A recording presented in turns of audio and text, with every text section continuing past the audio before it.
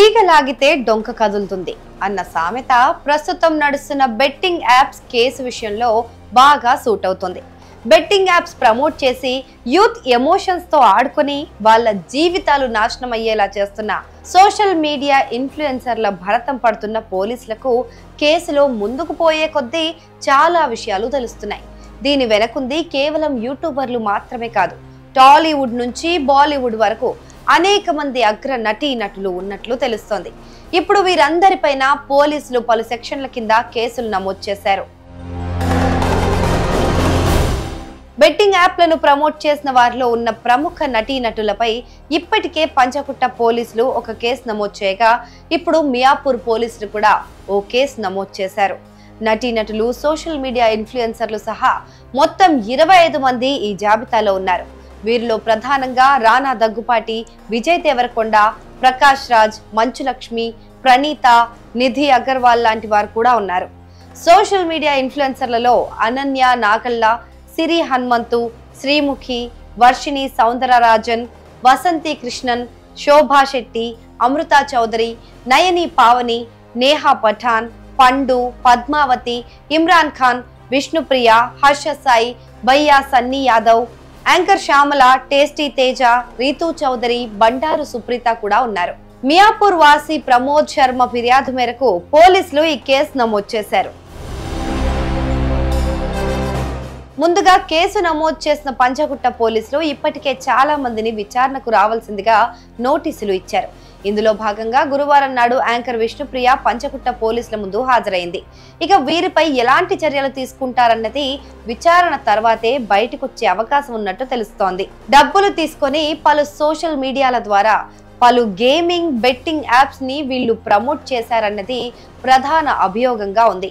వీరిని నమ్మి ఎంతో మంది ఈ బెట్టింగ్ యాప్లలో తమ డబ్బులు పెట్టి లాస్ అయ్యి చివరకు ఏం చేయాలో తెలియక ప్రాణాలు కూడా కోల్పోయారు.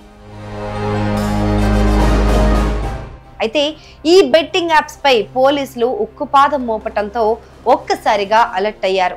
ఈ మధ్య చాలా మంది సెలబ్రిటీలు తమ సోషల్ మీడియా అకౌంట్స్ ద్వారా దీనిపై రియాక్ట్ అవుతున్నారు.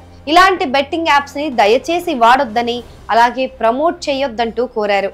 గతంలో తాము ప్రమోట్ చేసినందుకు చింతిస్తున్నామని, తెలుసో తెలియకో చేసిన తప్పుని క్షమించాలంటూ కోరుతున్నారు. అయినా చేసిన తప్పుకి శిక్ష పడాల్సిందే అంటూ నెటిజన్లు డిమాండ్ చేస్తున్నారు. మొత్తానికి ఇలా టాలీవుడ్ నుంచి బాలీవుడ్ వరకు చేరుకున్న బెట్టింగ్ యాప్స్ కేసు ఇంకా ఎన్ని మలుపులు తీసుకుంటుందో చూడాలి. మొదట్లో ఏదో బుల్లితెర సెలబ్రిటీస్ ని అరెస్ట్ చేస్తారని అనుకున్నారు. కానీ ఇప్పుడు బాలీవుడ్, టాలీవుడ్ సెలబ్రిటీల పైన కూడా కేసులు నమోదు కావడం అందరినీ అవాక్కయ్యేలా చేసింది. మరోవైపు బెట్టింగ్ యాప్స్ ప్రమోషన్స్ చేస్తూ ఎంతో మంది వ్యక్తులను ఈ ఊబిలోకి దించుతున్న కొందరు సొంతంగా బెట్టింగ్ యాప్ నిర్వహించే స్థాయికి చేరుకున్నారు. సొంతంగా ఓ యాప్ డెవలప్ చేసి దానిని విపరీతంగా ప్రమోట్ చేస్తున్నారు. ప్రస్తుతం బెట్టింగ్ యాప్ ప్రమోటర్స్ పై తెలంగాణ పోలీసులు ఉక్కుపాదం మోపుతామని ప్రకటించినప్పటికీ కొందరు వ్యక్తులు టెలిగ్రామ్, వాట్సాప్ గ్రూపుల్లో బెట్టింగ్ యాప్స్ ప్రమోషన్స్ ను ఇంకా ఆపడం లేదు.